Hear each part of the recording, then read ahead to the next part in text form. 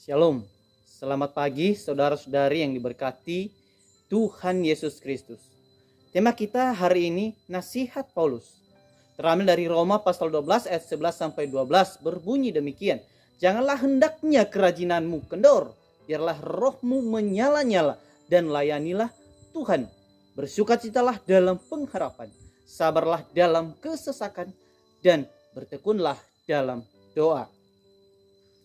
Mengapa Paulus menasihati kita supaya kerajinan kita tidak kendor, supaya roh kita menyala-nyala dan untuk terus melayani Tuhan? Paulus pasti punya alasan untuk mengatakan ini, supaya kita yang melayani Tuhan tidak mudah patah semangat dalam melayani dan tetap kokoh dalam prosesnya. Karena banyak sekali tantangan bahkan penderitaan saat melayani Tuhan Yesus. Mungkin kebanyakan kita saat ini kurang senang jika diberi nasihat oleh orang lain karena merasa sudah tahu. Tapi saudara-saudari, yang harus kita ketahui bahwa sebenarnya kita sangat bersyukur karena ada orang yang dipakai Tuhan untuk mengingatkan atau menasihati kita untuk lebih baik. Mari kita sama-sama belajar tentang nasihat ini. Pertama, semangat melayani. Dikatakan dalam ayat ini, jangan kendor. Saudara-saudari, dalam hidup sebagai anak-anak Allah perlu memiliki semangat yang tidak pernah kendor. Supaya kita tetap teguh dalam melayani Tuhan, tetap berdiri di dalam iman. Paulus dengan tegas memperingati kita dan bahkan melarang kita supaya janganlah patah semangat. Paulus ingin sekali kita memiliki kerajinan di dalam melayani. Adanya ketekunan dan kesungguhan di dalam diri kita. Ini semua berhubungan dengan tindakan baik yang dilakukan selama ini. Mengapa? Supaya kita tidak lesu, malas, dan mundur dalam melayani Dia. Jadi keinginan Paulus supaya kita tetap setia dalam pelayanan dan tidak pernah menyerah untuk terus-menerus menghadapinya dengan penuh keyakinan.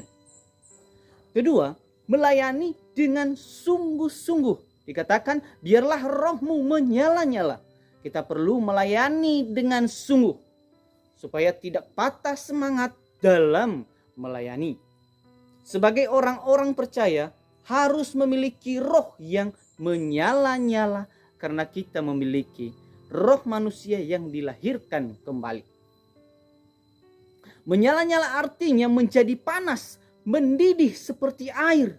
Bercahaya artinya ada keseriusan di dalam diri kita, bersemangat dan dengan kesungguhan hati.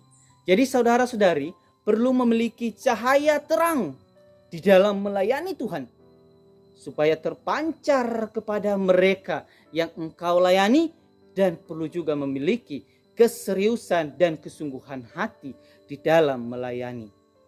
Ketiga, melayani Tuhan. Dikatakan layanilah Tuhan. Saudara-saudari, di dalam ayat ini mengatakan layanilah. Artinya melayani, kita menjadi budak secara sukarela.